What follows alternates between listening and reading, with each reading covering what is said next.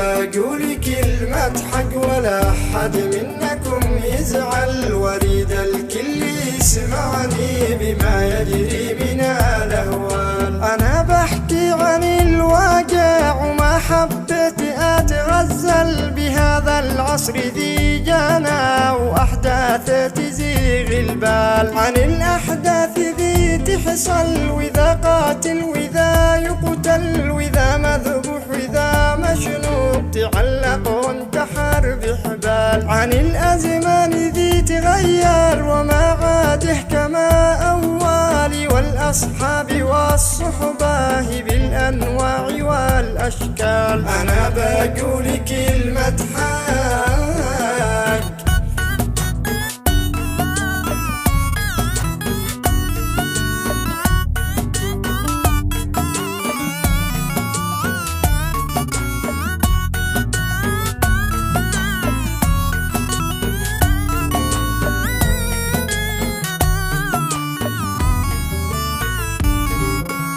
أنا بقول كلمة حق ولا أحد منكم يحنى، بهذا الوقت ذي خلى عزيز النفس يتبهذل، وهنا الحر قد سابه فريسة تاكل الأمثال، وعزوا الفسل والهين ويخلوا اليوم يتمرجل، وسموا شيخ وتعمد وصار عاقل مع العقال، وذي قد كان قليل الأصل صار اليوم واستأصل، وذي قد كان أصيل الجد ما يسوى ولا رجال، وبعض الناس كان بالأمس في الشارع بيتسول، وقاد اليوم معه في الله معه شاصين أبو طربال، وضاع الجيد النشمي فقاده تاني واتبهذل، ومن قد كان ناذل اعتازي وتسجل مع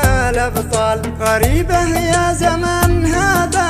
من كان فوق رجاع منزل، ومن كان تحت تلاوي طاري بالجو وعالي العال، وكم من تاجر هاليوم قد صاب جنون واختال، من الأوضاع ذي ساءات كم الربح وراس المال، غزاه الشيب عاد وشاب كامه تاني واتبهذل، في هذا الزمان اللي قلب حسي وزاغ البال، ولا عاد بالقلوب رحمة ومحد على الفقير يسأل عن أحواله وعن وضعه وعن دمعه لماذا سال، وعاش بين الجميع مظلوم صار الكل به يجهال، واللي قد معاه قرشين قالوا ذاك فلان رجال، وكم يا ناس بالشارع إذا تشرد وذا تعطل وإذا شابع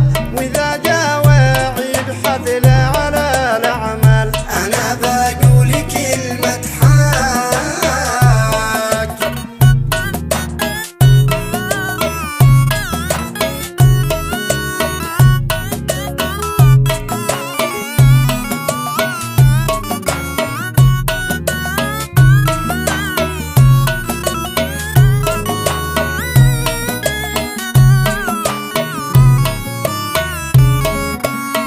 بقول كلمة حق ولا أحد منكم يحنى، وراح العمر قاد ولا وراح عمر السبال أجمل، وجاه هذا الزمان اليوم حملنا هموم وثقال، فهل كان الزمان هذا ذي غير وذي حول، أم كان البشر اللي تغير وضعنا والحال، فقد زاد الحسن